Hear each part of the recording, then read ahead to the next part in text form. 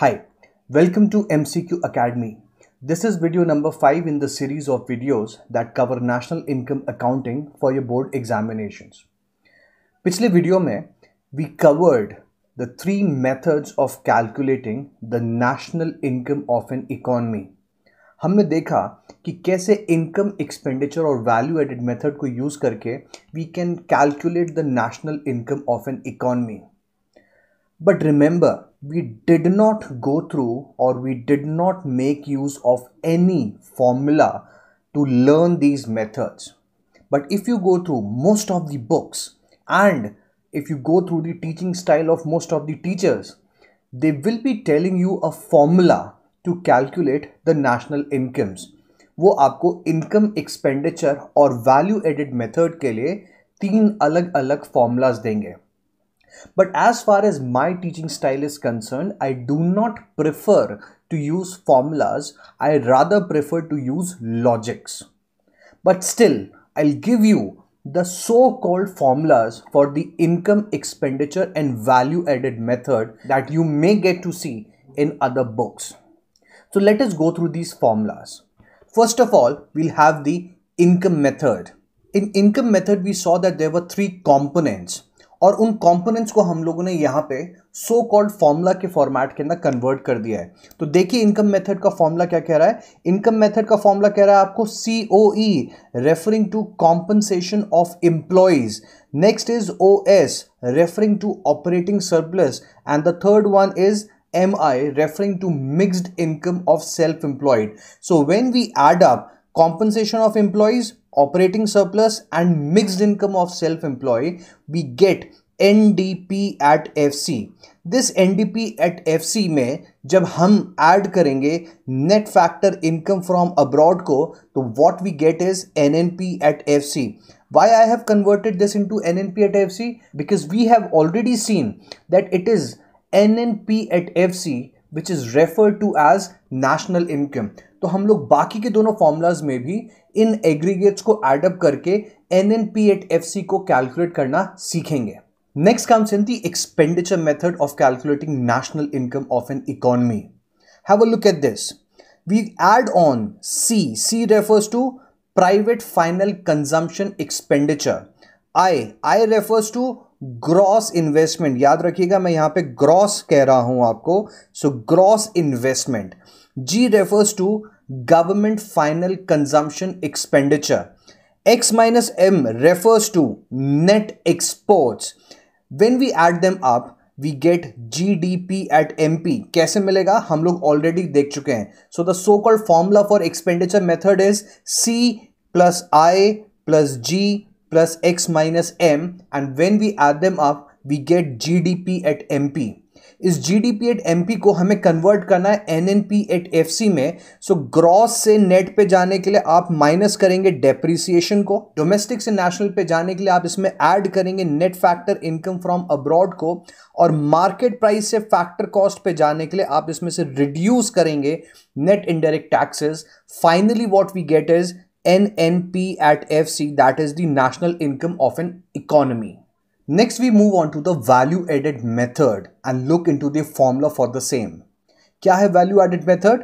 GVA at MP by primary sector, यानी कि gross value added at market price by the primary sector, gross value added at market price by the secondary sector, and the gross value added at market price by the tertiary sector. When we add these three, what we get is gross value added at market price और GDP at MP. GDP at MP को gross value added at market price से भी refer किया जा सकता है. Again, we convert this into NNP at FC. So gross से net पे जाने के लिए आप डिडक्ट करेंगे डेप्रिसिएशन को. डोमेस्टिक से नेशनल पे ले जाने के लिए आप इसमें ऐड करेंगे net factor income from abroad को. और मार्केट प्राइस से फैक्टर कॉस्ट पे लेके आने के लिए आप इसमें से रिड्यूस करेंगे नेट इनडायरेक्ट टैक्सेस को. Finally we get NNP at FC, that is the national income of an economy. So these are the 3 so-called formulas for the 3 methods of calculating national income. Next, we move on to cover up the precautions that we have to consider while using these three methods. हम तीनों methods के specific precautions देखेंगे. As far as precautions are concerned, you generally get a 3 marks question out of precautions. Most of the precautions are same for the three methods. So let's have a look at these precautions. We shall start with the precautions of income method. क्या क्या precautions है देखिए. सबसे पहला, income from the sale of second hand goods is not to be considered, but the commissions received by brokers on such transactions is to be considered. This is going to be a common precaution for all the three methods. क्यों नहीं ले रहे हैं second hand goods को consideration के अंदर? Because the income generated against that particular good जिसको आपने सेकेंड हैंड गुड में लिया, it has already been considered in the year in which it was actually produced. यानी कि let's say if I sell up my car in the year 2020 which I actually bought in the year 2015, तो 2015 में उस car की value को और उस पे जनरेट की गई इनकम को ऑलरेडी कंसिडरेशन में लिया जा चुका है, and therefore it is not to be considered again this year. But the commissions on such transactions वो आप यहां पे कंसिडरेशन में लेंगे. Reason being it is a service that has been rendered. So second hand goods की value को consideration में नहीं लेना, बट उनकी कमीशंस के ऊपर, उन ट्रांजैक्शंस की कमीशन के ऊपर जो पैसा खर्च किया गया है या जो उससे इनकम जनरेट की गई है, that is to be considered. Second is income from sale of shares and bonds is not to be considered, but the commissions received by brokers on such transactions is to be considered again. Shares or bonds, these are financial instruments. ये चाहे पहली बार बेचे जाएं, खरीदे जाएं या बाद में बेचे जाएं, खरीदे जाएं, never ever do we take into consideration the value of shares and bonds. हमेशा ध्यान रखिएगा. बट अगेन इनके ऊपर जो ब्रोकरेज जनरेट की गई है उसे हमें कंसिडरेशन के अंदर लेना होगा. Next is windfall gains. For example lotteries are not to be included. Why? Because ये आपके पास में एक स्टेबल सोर्स ऑफ इनकम नहीं होते. They are not going to generate income for the factors of production in long run, and therefore they may result to misinterpretation and miscalculation as far as national income is concerned. The next one is income from illegal activities are not to be considered. Smuggling से, चोरी से, डकैती से, कोई forgery से आपने जो भी पैसा कमाया है, करप्शन से आपने जो भी पैसा कमाया है, that particular income is not considered as a part of national income. Next is that the receipts against transfer payments are not to be included in national income because transfer payments के against में कोई भी value addition नहीं किया जा रहा होता, and therefore they never form a part of the national income of an economy. Next is only that interest is counted in incomes which is paid on money borrowed by firms. Interest paid by money borrowed by households is not to be included. ध्यान से सुनिएगा. Bank से दो अलग अलग लोगों ने loan लिए. पहला एक हाउसहोल्ड ने लोन लिया for the purpose of let's say buying a car for personal use. The interest paid on that loan is not to be considered as a part of the national income. The reason is that this is a non-productive activity. यानी कि जब मैं as an individual एक car खरीदता हूँ तो it is being done for self consumption, it is not a productive activity, और इसलिए उसके ऊपर जो इंटरेस्ट पे किया जाएगा that is not to be considered. But same rupees 50 lakhs if borrowed by a firm for the purpose of production, the interest paid on that particular loan is to be considered, क्योंकि जब आपसे firm loan लेती है तो it is being taken for productive activity. Next we move on to cover the precautions of expenditure method. क्या क्या precautions है देखिए. Number 1, expenditure made on final goods and services is to be considered. We have already seen that the expenditure method considers only the expenditure that has been made on final goods and services, and therefore not to forget this, we are repeating this कि केवल final goods के ऊपर जो expenditure किया है केवल उसी को कंसिडरेशन में लिया जाएगा, इंटरमीडिएट गुड्स के ऊपर किए गए एक्सपेंडिचर को कंसिडरेशन में नहीं लिया जाएगा. The next one is that the expenditure made on purchase of second-hand goods is not to be considered, but the commissions paid to the agents are to be considered. जब हम लोग income method की बात कर रहे थे वहाँ पे हमने कहा income from the sale of second hand goods is not to be considered. जब हम एक्सपेंडिचर मेथड की बात कर रहे हैं हम कह रहे हैं expenditure made on the purchase of second hand goods is not to be considered, but again commissions के ऊपर जो खर्चा किया गया या कमीशन से जो पैसा कमाया गया दोनों को ही यहां पे कंसिडरेशन के अंदर लिया जाना जरूरी है. Next is that the expenditure made on purchase of shares and bonds is not to be considered, but brokerage paid on such transactions are to be considered. Precautions की यही खास बात है. Most of them are common for all the three methods, but आपको method के हिसाब से उन्हें इम्प्रोवाइज करना पड़ेगा. जब हम इनकम मेथड की बात कर रहे थे वहां हम कह रहे थे income from the sale of shares and bonds is not to be considered, but income earned as brokerage as to be considered. यहां पे हम क्या कह रहे हैं expenditure on the purchase of shares and bonds is not to be considered, but again the brokerage paid is to be considered. तो आपको same format है, खाली इंप्रोवाइज कीजिएगा एग्जाम के अंदर as per the question asked कि किस method के ऊपर क्वेश्चन पूछा गया है. Next is the imputed expenditure on goods used for self consumptions are to be considered. Very very important. क्या कह रहे हैं? Let's say as a farmer I produce certain wheat, certain amount of wheat, और उस wheat में से कुछ हिस्सा I use for my self consumption, for the consumption by my family. I need to consider the imputed value of that self consumption production अपनी value of output में. इसके दो कारण हैं. पहला, when I am producing that quantity, the expenditure made while producing that quantity, उसके against में जो इनकम होगी वो मेरे फैक्टर्स ऑफ प्रोडक्शन के पास में जानी ही जानी है. सो फॉर एग्जांपल, सिंपल सी बात है, अगर मैं गेहूं प्रोड्यूस कर रहा हूं अपने फार्म पे अपने खुद के प्रोडक्शन के लिए, इट डज नॉट मीन कि मुझे अपने लैंडलॉर्ड को रेंट नहीं पे करना पड़ेगा या अपनी लेबर को वेजेस नहीं पे करनी पड़ेगी. तो इसलिए आप प्रोडक्शन भले ही सेल्फ कंजम्पशन के लिए कर रहे हैं, बट उसके ऊपर जो एक्सपेंडिचर किया जाना है that will be generating income in the economy, and therefore इसे कंसिडरेशन में लेना जरूरी है. The second reason why I need to take this into consideration is because had I not been consuming that quantity, I would have gone in the market to sell it, जिसके against में income generate हुई होती और वो मेरी जेब में जाती एज अ प्रोड्यूसर.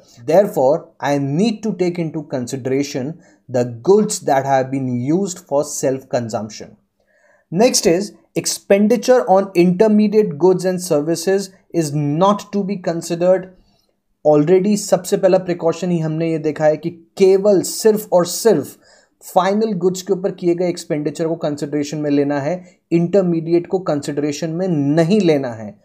क्यों नहीं लेना है? इसलिए नहीं लेना है because when we take into consideration the value of final goods and services, it already includes the value of intermediate consumption that has been made while producing that particular commodity. We again go back to the example जहाँ पे a farmer was producing wheat and then it was finally sold to the consumer in the market as packed flour. वहां पे भी जब consumer ने 30 rupees पे किए थे, फाइनल एक्सपेंडिचर ऑफ 30 रुपीज किया था, he paid for all the intermediate consumptions that was made in the production process. Next, expenditure on transfer payments are not to be considered. Again income method में हमने कहा receipts against transfer payments are not to be considered. यहां पे हम कह रहे हैं expenditure on transfer payments are not to be considered. Next we move on to the precautions of value added method. क्या क्या है? Number 1, value of the sale and purchase of second-hand goods is not to be taken into consideration, but commissions earned in such transactions are to be considered. Again, this precaution has already been covered in the previous two methods. Second one, value of goods produced for self-consumption is to be taken into consideration. We have seen why.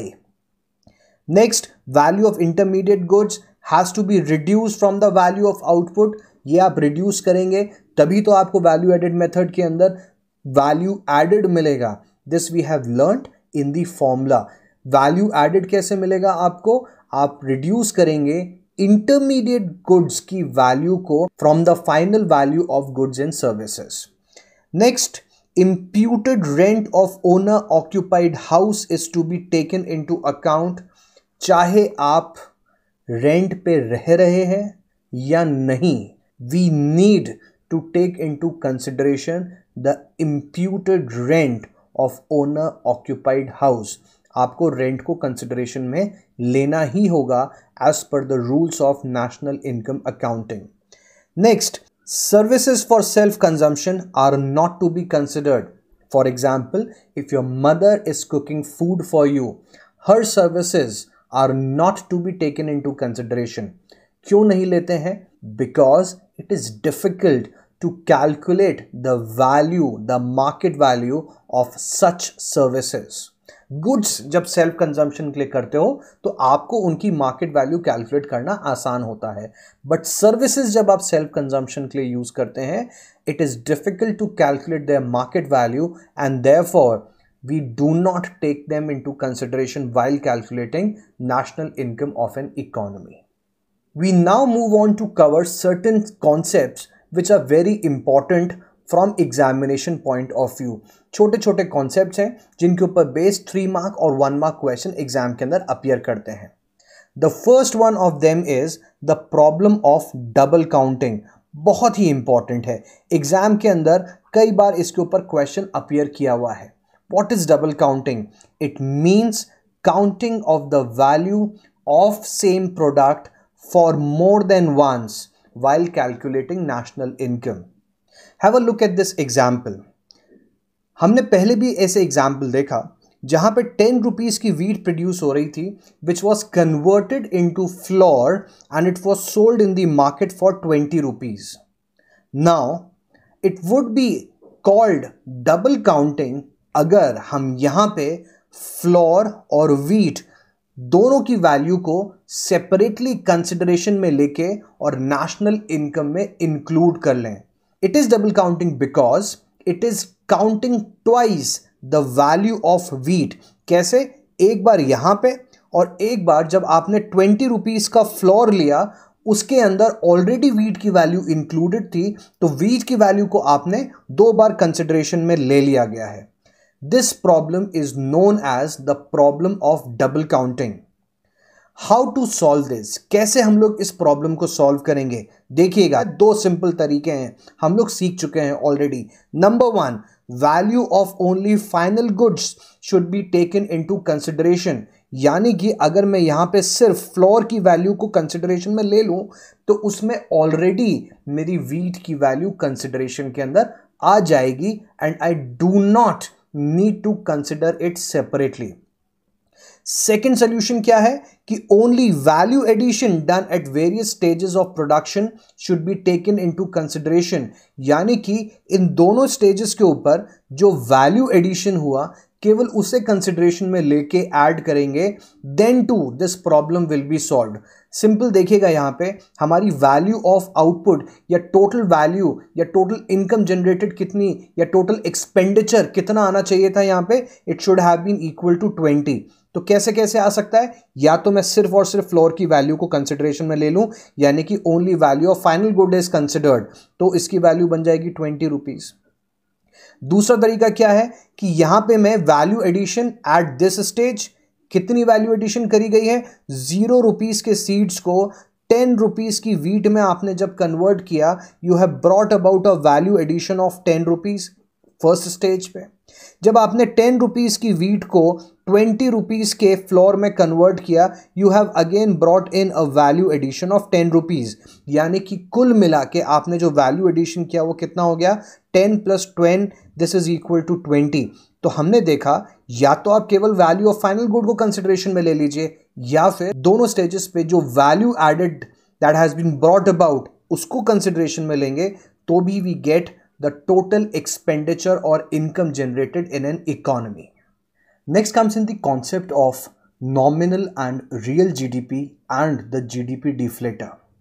What is real national income? Understand. National income calculated at constant or base year prices is what we call real income, and nominal national income is the national income calculated at current year prices. पहली बात समझिए कि current year prices और base year prices क्या होती हैं, या current year और बेस ईयर क्या होते हैं। Current year is the present year जिसकी आप नेशनल इनकम कैलकुलेट कर रहे हैं। करंट ईयर के अंदर जो कमोडिटीज की प्राइसेस एग्जिस्ट करती हैं is what we call current year prices. Base year is the year which is used as a point of reference to calculate the rise in general price level. ये वो year होता है जहां पे general price level has been more or less constant and we use it to compare the actual change in the price level of commodities. So real national income will give you the national income based on the prices of base year, and nominal national income will give you the national income based on the prices of the current year. ये ज़रूरी होता है ये check करने के लिए कि कितना इंक्रीज हुआ है नेशनल इनकम में due to an actual expansion in the production level. इसको समझने के लिए इस एग्जाम्पल को देखिएगा। लेट्स से कि हम लोग यहाँ पे बेस ईयर लेके चल रहे हैं 2015 को। This is just an example and we are assuming that the economy is producing just one commodity that is A. The total quantity produced for this commodity in the base year was 20 tons. The price per ton was rupees 10 crores and therefore your total GDP, हम केवल यहाँ पे GDP at MP की बात कर रहे हैं, so the total GDP for that year was rupees 200 crores. Now यहाँ पे हम दो situations लेके चल रहे हैं। पहले हम लोग कैलकुलेट कर रहे हैं नॉमिनल GDP और फिर हम कैलकुलेट कर रहे हैं रियल जीडीपी। ध्यान से देखिए क्या करा हमने। 2020 की जो क्वांटिटी प्रोड्यूस थी that is at let's say 30 turns. दो केसेस अब यहां पे। पहला हमने कहा कि the current prices for the year 2020 is let's say rupees 11 crore per ton for this commodity, but for the base year prices, base year की प्राइसेस कितनी थी 10 करोड़, तो यहां पे हमने बेस ईयर की प्राइसेस ली है that is rupees 10 crore per ton. Therefore nominal GDP आपका कितना कैलकुलेट हुआ है यहां पे 330 crore, whereas your real GDP is 300 crore. यानी कि अगर मेरी प्राइसेस में इंक्रीज नहीं हुआ होता, the actual expansion in my GDP would have been 300 crore, but prices में भी इंक्रीज हुआ, क्वांटिटी प्रोड्यूस में भी इंक्रीज हुआ, जिसकी वजह से my GDP at current level is 330 crore. Why do we need this? We need this because your real GDP will increase if and only if there is an increase in the production. आपका real GDP केवल तब बढ़ेगा जब आपकी quantity produced बढ़ी है। Prices का उसके ऊपर कोई असर नहीं आएगा, क्योंकि हम देखना चाहते हैं कि what has been the actual expansion in production level of an economy. Next comes in the GDP deflator. बहुत सिंपल सा कॉन्सेप्ट है, बहुत सिंपल सा फॉर्मूला है। क्या कह रहे हैं? GDP deflator is GDP at current prices divided by GDP at constant prices multiplied by 100। यानी कि अगर इस ऊपर वाले एग्जाम्पल को हम लोग देखें तो जीडीपी डिफ्लेटर की वैल्यू यहां पे क्या हो जाएगी? This is equal to 330 crore divided by 300 crore multiplied by 100 crores. 330 crores was your nominal GDP. यानी कि GDP at current prices. 300 crores was your real GDP, that is GDP at base year prices. Multiply this by 100, what you get is the GDP deflator. इसके ऊपर base हमारे exam के अंदर numericals आते हैं, जहां पे इन तीन में से कोई दो वैल्यूज आपको गिवन होंगी and you would need to calculate the third one. तो हो सकता है आपको जीडीपी डिफ्लेटर दिया हुआ हो सकता है आपको जीडीपी एट करंट प्राइसेस दे रखा हो सकता है आपको जीडीपी एट कांस्टेंट प्राइसेस दे रखा हो. जीडीपी डिफ्लेटर की जगह आपको प्राइस इंडेक्स वर्ड का भी यूज किया जा सकता है. So GDP deflator can also be known as price index. Next comes in that why GDP is not a good indicator of welfare in an economy. यानी कि हो सकता है आपकी जीडीपी अच्छी हो बट जरूरी नहीं है कि आपकी इकोनॉमी का जनरल वेलफेयर भी अच्छा हो. तो क्या क्या रीजंस हैं इसका ध्यान से देखिएगा. Number 1, GDP does not talk about the distribution of GDP whether it is equitable और not.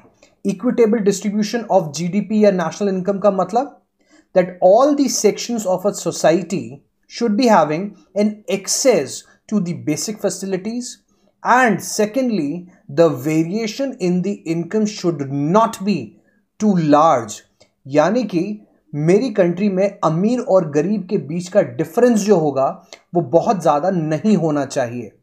But GDP does not talk about it and therefore it is not considered to be a very good indicator of general welfare.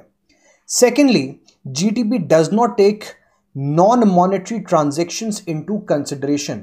Economy में कई transactions ऐसे हैं जिनके ऊपर पैसे नहीं खर्च किए जा रहे होते. These non-monetary transactions are linked to the general welfare of a big section of the society. For example, there are certain areas, there are certain regions of our country where we still have barter system in existence.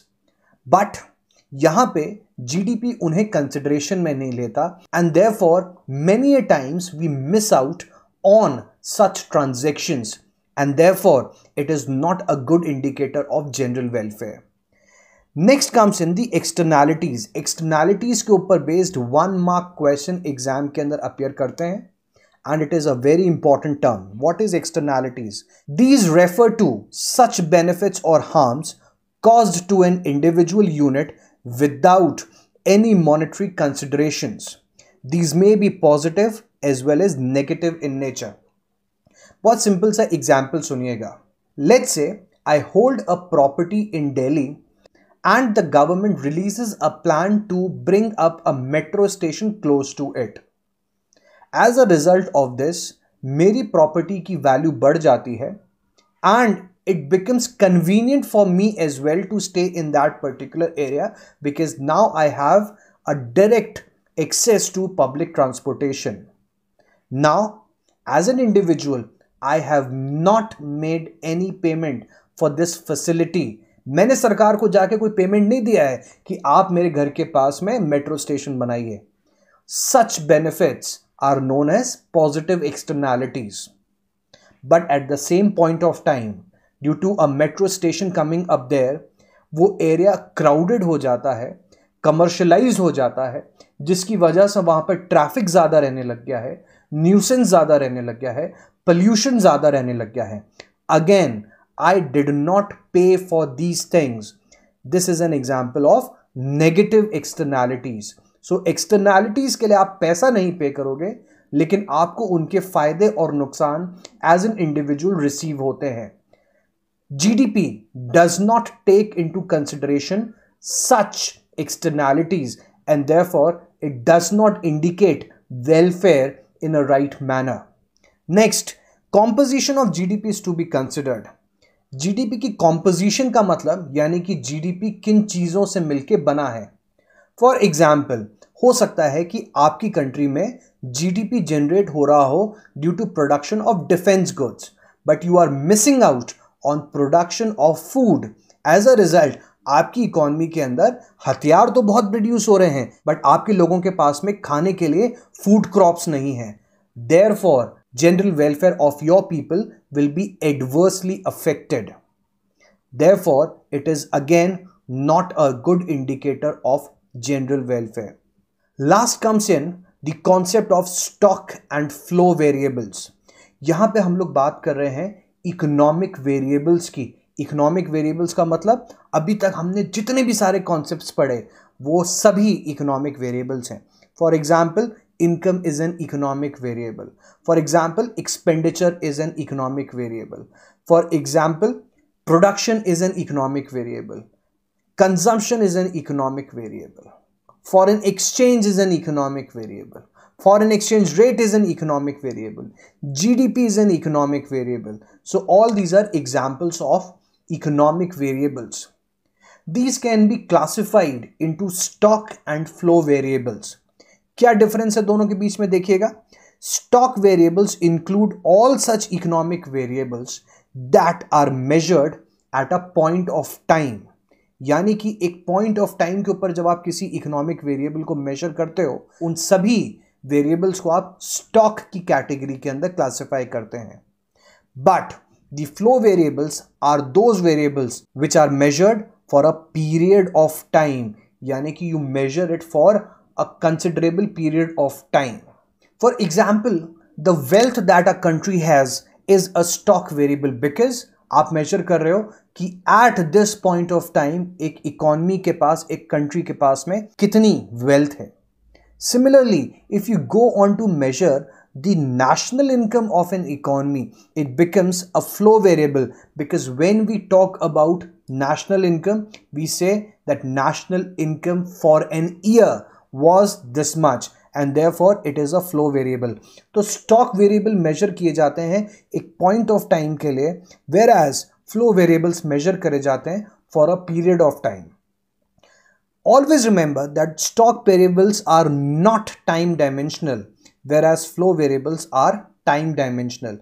Time dimensional होने का मतलब कि when you talk about them, you always associated a dimension, a unit of time with them. For example हमने बात करी कि मेरी country की वेल्थ कितनी है. I define it without using a time variable, a time dimension, a time unit, and therefore it is a stock variable.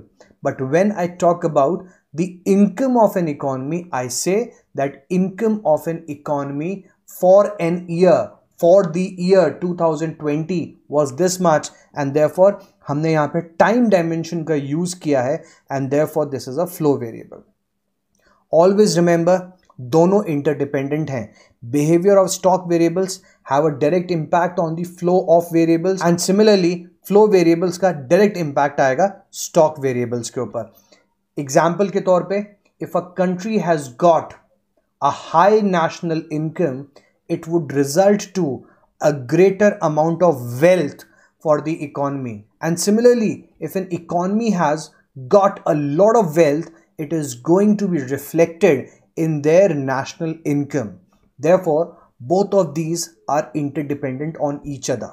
We can have various other examples of stock and flow on which exams के अंदर question appear करेंगे 1 mark में और 3 mark में, wherein you would need to classify the given variables in stock and flow variables. We would cover them up while we would be solving questions based on this chapter. We are now done with all the concepts of national income accounting. The next video would cover numericals and other questions based on this chapter. I hope that now you understand national income accounting in a very good manner. That's it from this video. Catch you up in the next one. Thank you.